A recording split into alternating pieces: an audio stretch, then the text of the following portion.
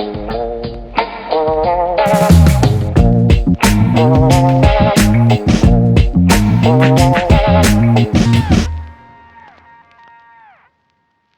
up, you guys? Friggin Nerd Mario and Friggin Nerdly here with another parking lot review. It's been a while since we did a parking lot review. And I don't know that we've ever done one with spoilers. Yeah, this is our first spoiler review because if you guys are watching this, you have probably noticed on the channel we have the Berkeys doing the spoiler-free version. So we thought instead of, killing you guys with two spoiler-free reviews, we'll have them go spoiler-free, and we'll give you some spoilers. So spoilers ahead. If you guys have not seen The Marvels, we are covering The Marvels today. Some spoilers, some thoughts on the movie, what it sets up, what we thought of the film. I think I'll start with you today. What were your thoughts on this film? All right, so you guys all know I am the casual fan, right? Like, I never read the comics. I wasn't really as into the MCU as everybody else on the channel. That being said, this movie, I loved it, but I have some thoughts also. Let's hear your thoughts. What are your thoughts? Okay, so this movie was freaking hilarious. Like, I had so many laugh out loud moments. There was oh my god, so Goose was probably one of my favorite parts of the whole thing. We were warned that there would be a lot of cat humor in this movie from posters and other trailers. Goose just creates her own army. Yeah, didn't see that coming. Oh my god. And they made Kamala's mom makes a comment about like, hey, your cat, you may want to stop feeding it. And I was like, well, maybe it's just because she's like eating everything in sight. But no, she was just... She was pregnant. Yeah, I was like, whoa, okay. Freaking wild. So, yeah, that was interesting. Some Flarkin humor. So we enjoyed that. We loved the Flarkin in the first Marvel. Oh, yeah. The Captain Marvel movie. I love the animals, man. So that was... we got to see Pizza fun. Dog at the very end. We got a lot of cool animal situations happening. Yeah, we'll talk about that in a minute. But, yeah, so... But I digress. So, okay, so Goose loved how Kamala like just freaking fangirls out at the beginning with Captain Marvel. She's like, oh my god, I love you so much. I feel like she captured the essence of like teenager. Kamala is us. Yeah. Kamala, in real life, I forget the actress's name, my apologies, but she is a MCU fan, so it was a big deal for her to like be in the MCU. She's like us. She watches Eric Voss. She does stuff like that. I think she actually got interviewed by Eric Voss, and she was freaking out more than Voss did. Oh my god! So she truly is one of us in that respect. So it was really cool to see her. She does mix it up with Nick Fury in some scenes, and obviously with Photon and Captain Marvel herself, Brie Larson. So it's really cool to see her in a full-length feature MCU flick. Yeah, Nick Fury. Seriously, I miss that dude. Like, I feel like you never get enough Nick Fury. Like, I can never get enough Nick Fury. And this movie, he is front and center, I feel like, for a lot of it. Like, he is an integral part of this movie, and I loved it so much. His humor balanced with, like, the other girl, like, the three Marvels was top tier. I did have a couple of issues. Should I go into those, or you want to talk about what you liked first? Go into your issues first, because I think I'm going to have more issues than positive things. Oh, no. Just go on with yours. Okay. My main issues were that I didn't feel emotionally connected to anything, really. Like, I didn't feel like there was a sense of urgency. Like, there was clearly a sense of urgency, but I really just I was there for like the interaction. I didn't feel like the stakes were very high. I felt like there was a couple of points where they like really just speed ran through the technical side of like how things were working. So like at the very end when what is she, Photon? Is that what you said? I was going to say Professor Marvel. Yeah, you call her Professor Marvel. They never truly call her Photon, because when Kamala was messing with all the names, I'm like, oh, we're finally going to get a Photon. Yep. Apparently not. Not yet. Next time, baby. Next time. So at the very end, she's like, okay, so here's how we're going to close this hole now. And then she's like, you have to do this and you have to do this. There was no explanation as to really why, like, you know, Kamala was able to use both bracers when we just watched it explode the villain of the film. So there was no explanation for that. If you're not a comic book fan, like I was like lost. I'm like, okay, so I had to turn to Mario and be like, so why is it okay for her to use that? There were a lot of questions, leaning in for questions in this movie. There were, because I feel like they rushed through a lot of explanation. It's a short movie too. It is a short movie, and I feel like they were trying to keep the pacing, like they were trying to keep it going, which I appreciated, because we didn't get bogged down in anything too much. But I do feel like it took away from A, the comprehension, and B, the emotional aspect of the film. So yeah, she goes out to like this hole. There's no explanation as to why she has to close the hole from the other side. Like, why can't you do it from the side of the reality that you're in? It didn't make sense to me. I'm sure that there's an actual explanation, and like when I go deep dive later, I'm gonna understand it better. Because we need more multiverse stories. We do, exactly. Like, that part didn't make sense. And then she's like, oh, I'm here already. I have to be here. That's it. I'm sacrificing myself. I knew this all along. And we were all like, I was kind of like, what? Like, why? It didn't hold any weight because I didn't understand the why behind it. I was like, is she gonna die in doing this? Or it felt like a very sacrificial thing, but I mean, she sacrificed herself in a different kind of way. She's like, I'm just gonna go get stuck in this other universe. universe. 2 sacrifices this week in MCU. We got Loki in the finale, yeah. Which I'm sure you guys will know once you guys see spoilers for that. I'm not going to spoil that, but there is some kind of cool thing that happens at the end of that. And then this too. Obviously, Loki's a little more important. But yeah. It just didn't make sense to me. Like, why? There was no emotional weight because there was no explanation. It was just a really quick thing that happens. I feel like the big battle with the villain, I don't know. I just kind of expected a couple more face-offs before we escalated to, like, the climax of the film. But one of my favorite things in the entire movie was the planet where we find out that Captain Marvel is a princess. It's a musical... The singing planet? A musical planet. Oh, like, God, I forget the name, but... Mario will put it in post right here, the name of the planet. But that, I think, was one of my favorite places that we've been to in the MCU. Of course it is. Of course it is. It was so colorful. There was music. There was dancing. And speaking of music, the music in the beginning of the movie especially felt very Shang-Chi to me. Very... I loved the battle music in the very beginning, and I was like, yes, let's do it. And then it got, like, wicked. Like, I understand, like, they were, they had their powers, and, like, they wanted it to be, like, magical at the end, and, like, all of that. Same thing with Shang-Chi, where it gets into the epic music at the end. I felt like they could have used that music again at the end. But, no, the Music Planet. Loved it. Okay. Yeah. We'll get into scores after. Yeah. Give it to me. Okay, so in these reviews, we must have balance. We must have positives and negatives. So I'll be the Debbie Downer that brings you in some negatives. This film, I feel like, is going to be very forgettable. I've already forgotten half the plot. Watching the movie, I didn't even know what the plot really was. It was very kind of generic. The villain, very forgettable. Yeah. Speaking of Loki, that actually is Tom Hiddleston's fiance. So they're both like, it was cool. They both had premieres on the same week, on the same day. I think both premiered the finale, and the Marvels dropped on Thursday. Yep. Very forgettable.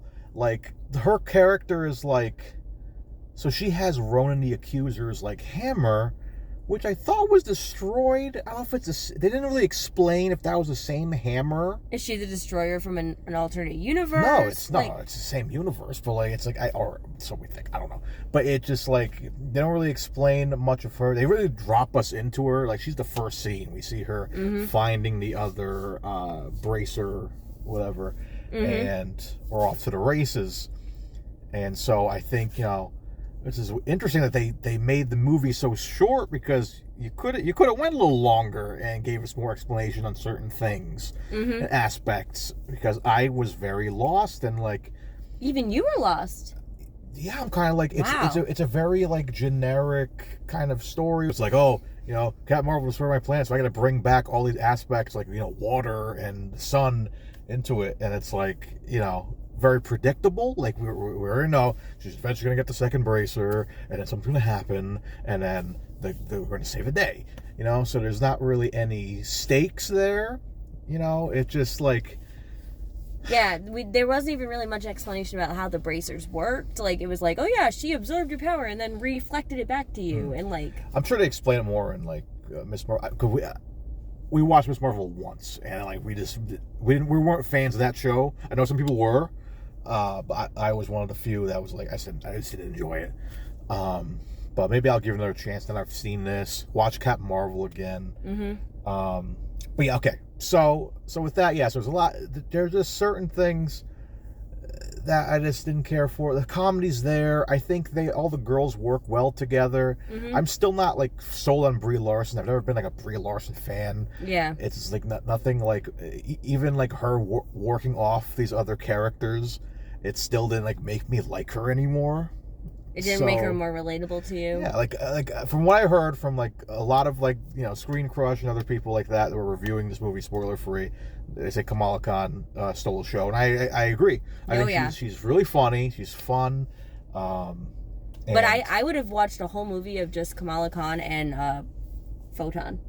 Photon, yeah. And Monica. Yeah. Like Kamala and Monica, the two of them together, I could watch them all day long. Well, now you're stuck with Miss Marvel and Cat Marvel together, so. Which is fine, it works. So all that aside, yeah, it's kind of forgettable. It's not like the best MCU movie ever. It's probably gonna be low on my like MCU like giant tier list. Yeah.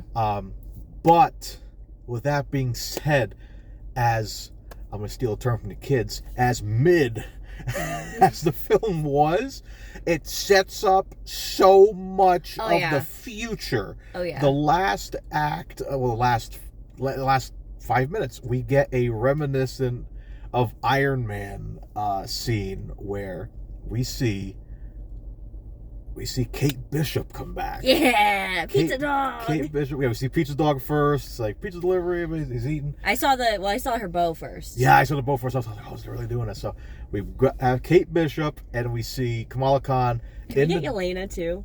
Is Yelena part of the Young Avengers? I would love it. No, she's a part of the she's on the bad guys, right? Well, whatever it is. I don't even know if they're still doing that movie. But so we see Kamala Khan sitting in the dark, very Nick Fury-esque from like the first Iron Man. Was this the first Iron Man? Yeah, he showed up in after credit scenes. I'm putting a team together, which I thought was really cool. Nice little touch. Setting up finally the Young Avengers. Woo! So I think we're gonna start seeing some Young Avengers action. Like we'll see, which is what we want, because there's all this talk of like, bring back the old Avengers and doing one more thing, which I'm sure we're going to get that in some version in Secret Wars. But keep doing this. Keep building on these new characters you have. And like now we're starting to move forward. So I'm like, I like that.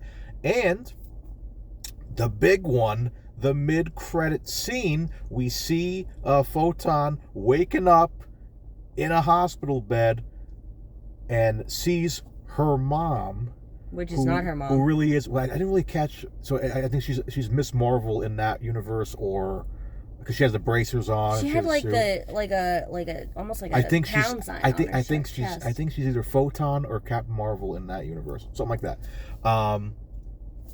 We got the X-Men. We see the X-Men. We see the big door, and we see Beast walk in. And there's a reference to Professor X. And he says, yeah, Charles went to check in on her. So the X-Men are happening. So Photon is in this other reality where the X-Men exist. Yeah.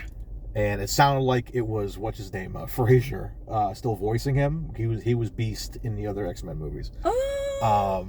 So huge like thing there where we're finally seeing the X-Men build up. So that's exciting. All these things that have been hinted at all along are finally, like, we're finally starting to see some of the threads, like Loki style, get pulled together. Yeah. Like, I feel like that's like when Loki like is doing this, I feel like that's what's happening with the MCU right now. They're taking all the threads and they're just like, okay, now we're gonna give you the real story. Yeah, so that's very exciting. Young Avengers, X-Men. The next thing we have, I think Echo is the next show to come out, which is I'm pretty excited about. I think I'm getting hyped. At first, I was kind of like, I don't know how I feel about it, but now I'm like, I think it's gonna be good. I think it's gonna be a good show, and I'm gonna enjoy it. And like, I feel like Kate Bishop's probably gonna show up in that too. Maybe because it was at the end of Hawkeye. Yeah, when we see Kingpin the first time. Yeah, but I don't think it's gonna be connected. I don't think so. That would take it away from it. But and the only movie confirmed now for next year is Deadpool 3. That's the only MCU movie coming out. Confirmed? Because so many things got moved. So now it got shifted in a way where now Deadpool 2 is the only thing coming out in 2024, as of right now. I'm sure there's going to be another move. But so that's going to be the only MCU thing we see. So that's going to be very interesting next year. See what that movie sets up, because it's going to be a lot of craziness. We're looking at, Fox characters. We're looking at, obviously, Hugh Jackman's Wolverine, which we already know is happening. So God knows what's going to happen in that movie, what they're going to do there. So I think a pretty positive push into the future now with MCU. Where I'm excited now. We're kind of getting a little nervous about like fatigue and all that. The last couple movies in the MCU have not been that great. I think it's because there was too much new all at the same time. I think when we go back and rewatch these movies with more context, I think we're going to feel probably a little bit differently about them, maybe. But I feel like it was a lot of new stuff all happening at the same time. There was a lot of new words and storylines they were setting up. I'm just saying, the fact Deadpool 3 is the only movie next year, I think it's a good thing. We had a conversation about that in our watch party. If you guys do our watch parties with us for the Loki finale, we had a discussion about that. And like I brought up the thing of like, how great would it be if we just had like one MCU movie a year? Just one. I'd be okay with that. And just like put it in the summer or whatever, and just like have like, it's kind of like with Star Wars got a little crazy with Disney trilogy. Every Christmas we were getting Star Wars movies, which was I liked it at first, and then as we went down hell, I'm not talking about Star Wars, but like just do one at a time and slowly build us back, because you're giving us too much and the quality's getting a little bad. So I think, and there's not enough time to digest between movies. Right. So I think that's really what it boils down to, is like, it's been a minute since we had another Marvel movie even. Like, what was the last Marvel movie we had? Might Which, yeah. And Guardians or Ant-Man? Which came out first? Guardians. Yeah, Guardians was the last one. Okay, yeah. So, I might be wrong. Correct me if I'm wrong in the comments. But yeah, so I think that's gonna cover the basis there. So I guess before we go, let's give our number review scores. You go first. What's your score out of 10 nerdies? So I feel like it's hard because the setup is like where the hype is. But the story, like you said, is forgettable. Like the story just felt like it was there because they had to put a story in the movie. So I'm going to maybe give it like a 7.5. Oh. 7.5, because I really thoroughly enjoyed the pacing. Even though it did take away from everything. I just feel like the writing for the storyline was not there. But I liked the humor. I liked how quickly we moved through things. We didn't get bogged down in much. I just wish that I'd understood it a little better for certain parts. What about you? 7 out of 10. Solid 7. I think it's 7's like an average. Okay. It's like not terrible. But again, it's forgettable. But it's still like, I'll watch it again. Yeah. I'll definitely watch it again when it comes to Disney like Plus. C. And it's just like, it's just not, it's just forgettable. And it's just kind of like, I don't know. It didn't feel. It's not a standout movie. Not but at all. it's fun to watch. But if that Younger Avenger stuff and the X-Men stuff didn't happen, probably would have been a 6. Yeah. Or a 5. But the end of it. I think I just gave it extra points because it is setting up something great. Yeah. But at the same time, it's like, why couldn't we have seen this like in a different situation? I don't know. It's like it's kind of like Ant-Man. They were setting up with Ant-Man, and it was like kind of like the story was kind of like, what are we doing and why are we here? I felt like that about this movie too.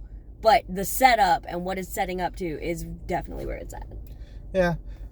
Yeah, you establish Kamala Khan, Miss Marvel as a hero more so than after the show. Now she's just more established.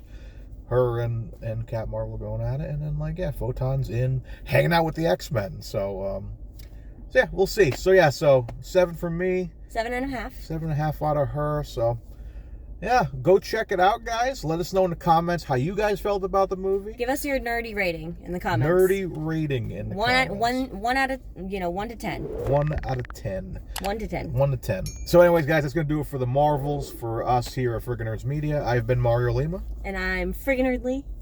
As always, folks. Stay friggin nerdy. Woo. Woo.